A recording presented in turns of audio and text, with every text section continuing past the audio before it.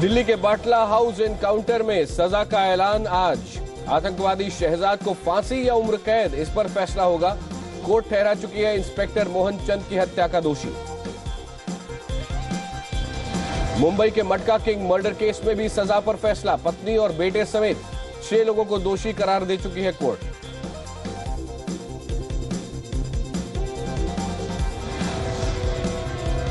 IPL fixing case में आज दाखिल हो सकती है चार्जशीट। दाऊद को भी आरोपी बनाने के संकेत। द्रविड़ समेत 100 से ज्यादा हैं सरकारी गवाह। खोदा पहाड़ निकली क्लीन चिट। फिक्सिंग पर जांच में बीसीसीआई ने मयप्पन और राज कुंद्रा को दी क्लीन चिट। उत्तर प्रदेश में ट्रेनी आईएएस दुर्गा नागपाल के सस्पेंशन पर हंगामा और बढ़ा। मुख्य सचिव से शिकायत करने पहुंची आईएएस एसोसिएशन। कांग्रेस और बीजेपी ने फिर अखिलेश को घेरा। दिल्ली पुलिस की गोली से मारे गए बाइकर करण की आज आएगी पोस्टमार्टम रिपोर्ट। स्टंट करने के दौरान पुलिस की गोली से हुई थी मौत। पश्चिम बंगाल में आज तय होगा ममता हुई कमजोर या फिर और मजबूत। पंचायत चुनावों की वोटों की गिनती।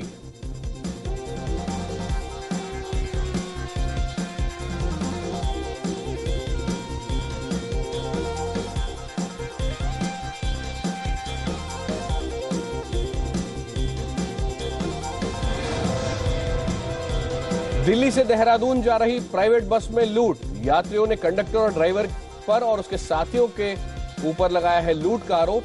पुलिस ने दर्ज कर लिया है केस।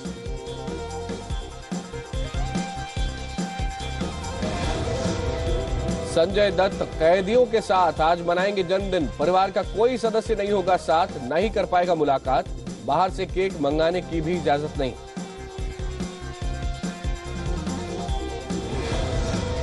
और विराट कोहली की कप्तानी में टीम इंडिया ने जीती पहली सीरीज। जिम्बाब्वे को 3-0 से चटाई धूल। 7 विकेट से भारत ने जीता ये मैच।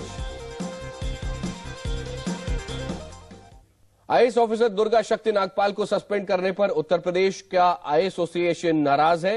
एसोसिएशन के पदाधिकारियों की इस वक्त उत्तर प्रदेश के मुख्य सचिव के साथ एक बैठक चल रही है, जिसमें संघ अपना विरोध दर्ज करा सकता है। दुर्गा शक्ति नागपाल ग्रेटर नोएडा में एसडीएम के पद पर तैनात थी। उन्होंने खनन माफिया के खिलाफ कार्रवाई कर 24 डंपरों को जब्त किया था। हालांकि राज्य सरकार की यह दलील है कि दुर्गा के निलंबन की वजह कुछ और ही है।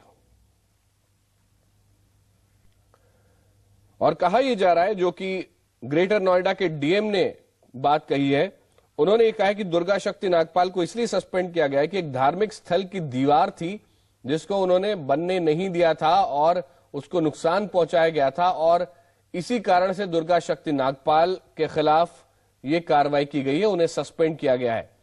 लेकिन बीजेपी ये सवाल उठा रही है और साथ ही साथ दूसरे अफसर भी ये पूछ रहे हैं कि क्या वाकई ये मामला कुछ और ही है। क्या यह संभव है कि दुर्गा नागपाल को सिर्फ इसलिए हटाया गया है क्योंकि वो सैंड माफिया के खिलाफ जमकर मुहिम चला रही थी।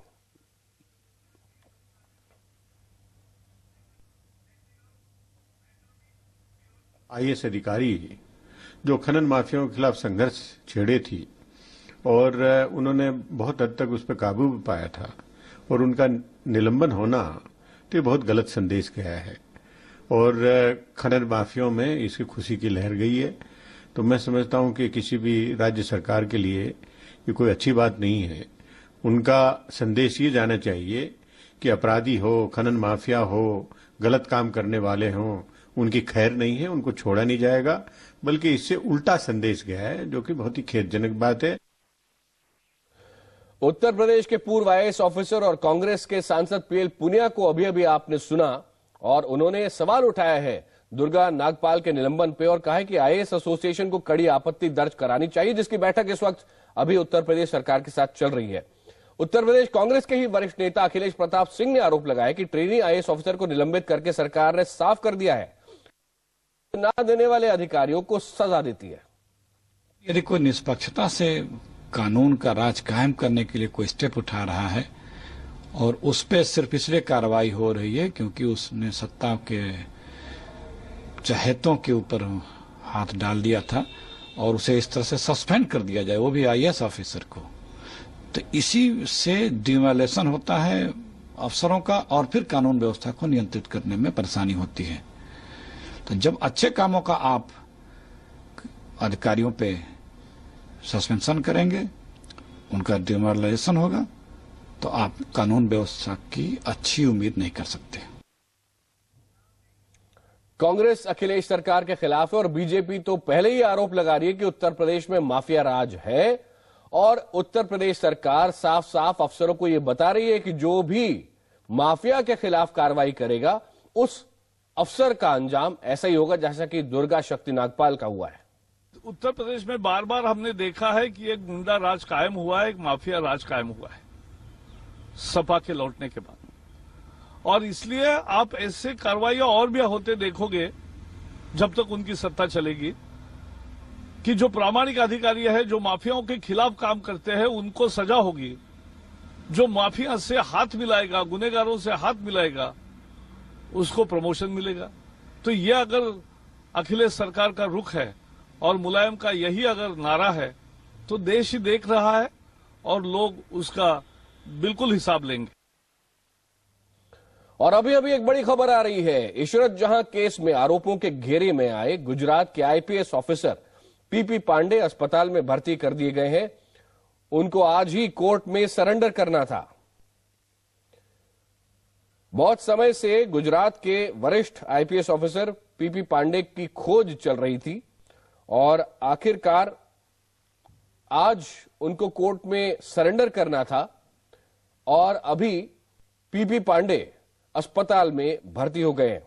इशरत जहां केस में बहुत महत्वपूर्ण जो अफसर है जिनका नाम लिया जाता है उसी में पीपी पांडे का नाम भी लिया जाता है और वो कोर्ट में क्या कहेंगे इस बात का इंतजार था। पीपी पांडे दरअसल जेसीपी थे, जॉइंट कमिश्नर पुलिस।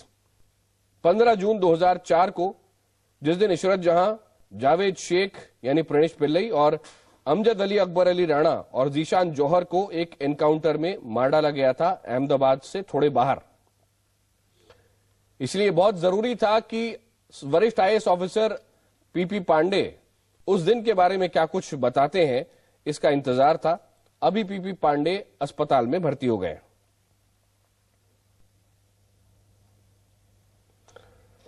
इस समय हमारे संवाददाता भार्गव परीख अहमदाबाद से हमारे साथ हैं। भार्गव, ये बताएं कि पीपी पांडे अस्पताल में भर्ती क्यों हुए? देखिए आकाश, आज उनको सीबीआई कोर्ट में उपस्थित रहना था। अचानक से उनको चेस्ट पेन की शिकायत उन्होंने की और इसी के चलते अहमदाबाद के शाहीबाग इलाके के अंदर चंद्रमणि हॉस्पिटल में उन्हें भर्ती कर दिया गया है। हालांकि अब इसके बाद उनके वकील जो है वो किस तरह से सीबीआई कोर्ट में अपना पक्ष रखते हैं वो एक महत्वपूर्ण चीज रहेगी और सीबीआई कोर्ट जो है वो क्या रुख लेती है, क्योंकि सुप्रीम कोर्ट का ये आदेश है। तो उसके बाद अगर वो आज उपस्थित नहीं रहते हैं और सुप्रीम कोर्ट क्या रुख लेती है वो महत्वपूर्ण हो जाएगा, वरना उनके खिलाफ supreme court contempt of court भी हो सकती है। जी धन्यवाद भार्गव, इस पर अपडेट्स के लिए आगे भी आपके पास आते रहेंगे। मुंबई से सटे ठाणे में लड़की के ऊपर गर्म तेल फेंकने की खौफनाक वारदात सामने आई है। बताया जा रहा है कि लड़की की एक युवक से शादी की बात चल रही थी। इस युवक का नाम था अजीत, लेकिन जब उसे युवक के खराब चाल चलन का पता लगा तो लड़की ने शादी करने से इनकार कर दिया। अभी ये बयान जो दिया है वो लड़की के करीबियों ने दिया है। आरोपों के मुताबिक इसी बात से नाराज होकर इस लड़के ने, अजीत ने, लड़की जहां काम करती थी वहां जाकर उसके ऊपर गर्म तेल फेंक दिया और वारदात के बाद से ही तेल फेंकने का आरोपी अजीत फरार है।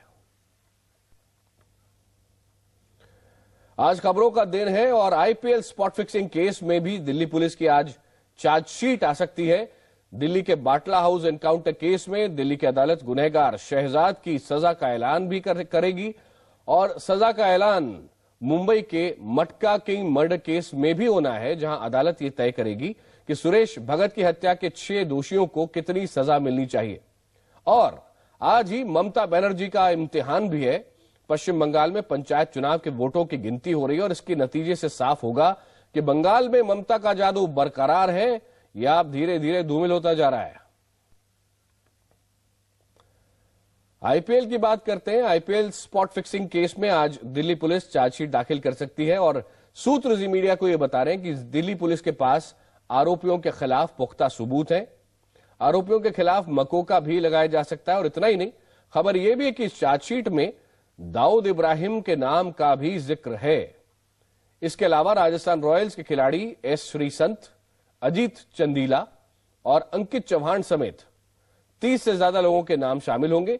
खबर के मुताबिक 100 से ज्यादा गवाहों के आधार पर यह चार्जशीट तैयार की गई है, जिसमें राजस्थान रॉयल्स के मालिक राज कुंद्रा और राहुल द्रविड़ के बयान भी शामिल है। उधर स्पॉट फिक्सिंग पर बीसीसीआई के जांच पैनल की रिपोर्ट भी आ गई है। राज कुंद्रा के अलावा श्रीनिवासन के दामाद मयप्पन को रिपोर्ट में क्लीन चिट दी गई है, जिस पर सवाल उठाए जा रहे हैं। और मुंबई में मटका किंग सुरेश भगत मर्डर केस में सेशंस कोर्ट आज सजा का ऐलान करेगा। मामले में सुरेश भगत की पत्नी और बेटे समेत 6 लोगों को अदालत में दोषी पाया गया था। पत्नी जया और बेटे हितेश ने भगत की हत्या के लिए 45 लाख रुपए की सुपारी दी थी। 13 जून 2008 की वो बात है जब सुरेश भगत समेत 6 लोग मारे गए थे। वारदात के समय सुरेश अपनी कार में थे। सामने से एक ट्रक तेज रफ्तार से आया, उसने कार पे टक्कर मारी। उस वक्त कार में मटका किंग सुरेश थे और उनके साथ 5 और लोग थे और ये सभी 6 मारे गए थे।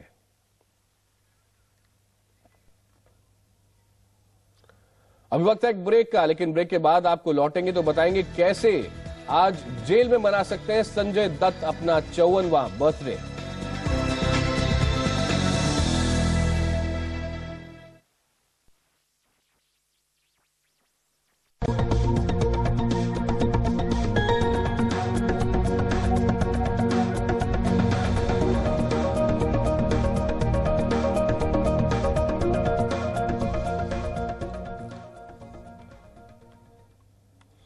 संजय दत्त आज अपना जन्मदिन मनाएंगे और उस समय वो जेल में होंगे। संजू बाबा पहले भी 2 बार जेल में अपना बर्थडे सेलिब्रेट कर चुके हैं, लेकिन वो हुआ था 18 साल पहले। इस बार जेल में कैसा हो सकता है बॉलीवुड के मुन्ना भाई का जन्मदिन, इस रिपोर्ट में देखिए। जेल की मैनुअल के मुताबिक कैदियों को जन्मदिन के मौके पर जेल के ही कपड़े पहनने पड़ते हैं। वो चाहकर भी नए कपड़े या रंग बिरंगे कपड़े नहीं पहन सकते, न ही बाहर से कोई खाने की चीज या कोई तोहफा मंगा सकते हैं। मैंने 7 साल जेल काटा हूँ। भाई 7 साल में मैं आज तक देखा हूँ कि कोई भी जन्मदिन या कुछ भी ऐसा कुछ होता नहीं है।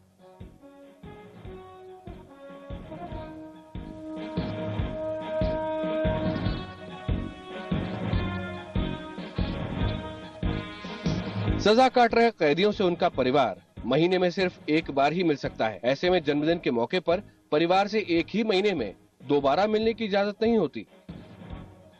अगर जेल में बेकरी हो तो जेल सुपरिंटेंडेंट की इजाजत से ऑर्डर देकर केक बनवाया जा सकता है, लेकिन इसके लिए भुगतान करना पड़ता है। साथ ही जेल में शाम को मिलने वाली चाय और कैंटीन में मिलने वाले बिस्किट और नमकीन को बैरक में बंद दूसरे कैदियों के साथ बांटकर जन्मदिन मनाया जा सकता है। जेल में जन्मदिन के जश्न को लेकर तालियों का शोर करने पर भी पाबंदी होती है।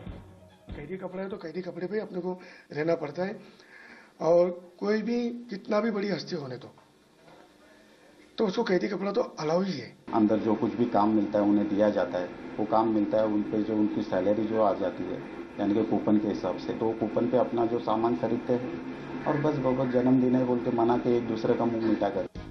भावना मुंजाल के साथ तारिक हाशमी, जी मीडिया, मुंबई। अब आगे बढ़ते हैं। पश्चिम बंगाल में आज यह तय हो जाएगा कि ममता बनर्जी की सियासी ताकत घटी है या बढ़ी है। राज्य में आज कड़ी सुरक्षा के बीच पंचायत चुनावों में वोटों की गिनती जारी है। राज्य में 5 चरणों में हुए पंचायत चुनाव में करीब 1.25 लाख उम्मीदवार अपनी किस्मत आजमा रहे हैं, जिनमें 90,000 महिलाएं हैं। चुनाव के दौरान हुई हिंसा को देखते हुए मतगणना के लिए कड़े सुरक्षा इंतजाम किए गए हैं।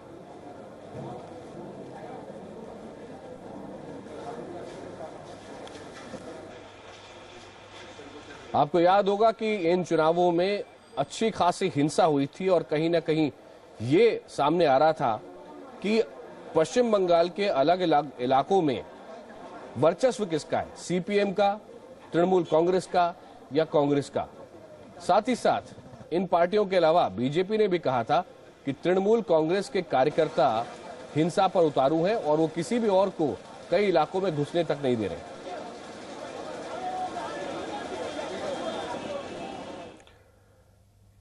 मिड डे मील से 23 बच्चों की मौत पर बिहार विधानसभा में जबरदस्त हंगामा हुआ है, जिसकी वजह से कार्रवाई स्थगित करनी पड़ी है। लाखों बच्चे को बिहार में मिड डे मील परोसना बंद कर दिया गया है और जहां परोसा जा रहा था तो काफी बड़े पैमाने पर बिहार के बच्चे बीमार हो रहे हैं, उनका स्वास्थ्य खराब हो रहा है। इस सारी बातों को हम बिहार विधानसभा के माध्यम से देश की जनता को बताना चाहते हैं कि बिहार की जो निकम्मी सरकार है, इसके कारण इतनी बड़ी घटना घटी जाकर के है, इस सारी जवाबदेही नीतीश कुमार की बनती है। हम चाहते हैं नैतिकता के आधार पर ऐसी सरकार को सरकार में रहने का कोई औचित्य नहीं बनता। तो आपने अभी अभी सुना, मिड डे मील से 23 बच्चों की जो मौत हुई थी, उसको लेकर राजनीति अब और तेज हो गई है। बिहार विधानसभा में आज जबरदस्त हंगामा हुआ और उसके बाद बिहार विधानसभा की कार्रवाई को स्थगित करना पड़ा।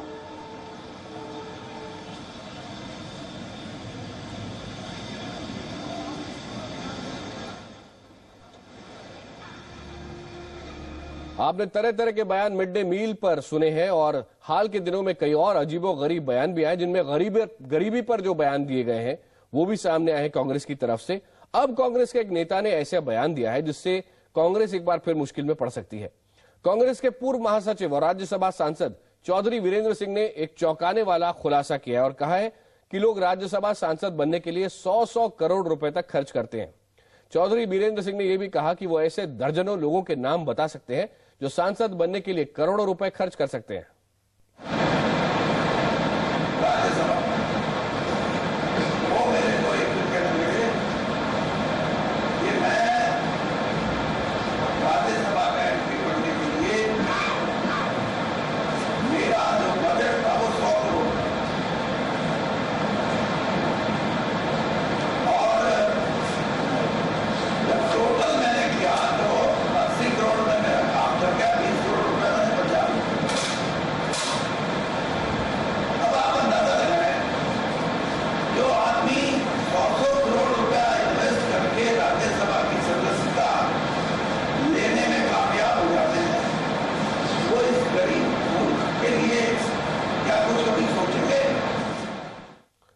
कांग्रेस के राज्यसभा सांसद चौधरी वीरेंद्र सिंह का चौंकाने वाला बयान। वक्त है अभी एक ब्रेक का, लौटते हैं और खबरों के साथ। ये है Zee Media, India's largest news network और आप देख रहे हैं जी न्यूज।